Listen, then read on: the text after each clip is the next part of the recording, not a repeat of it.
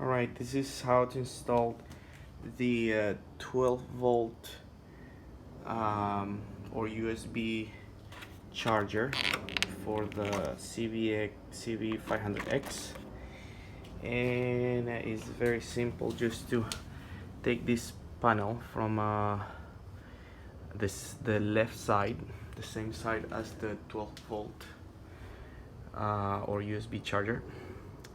Remove this one here. There is another one here too, right there, and there's another one here, and you gotta remove this one a little bit, just a little bit, so this side pops out, same as this one, so it helps the whole front panel to come up so it can release this side.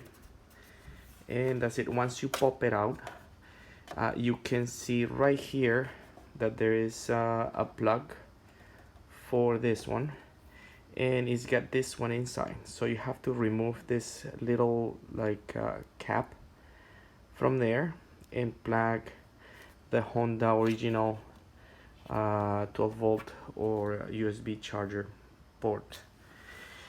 And that's it. It's pretty simple. This is a 2019 CB500X, and that's it. I tried to look for lots of videos how to do this. No one posted anything new, so here I am doing a video for you guys.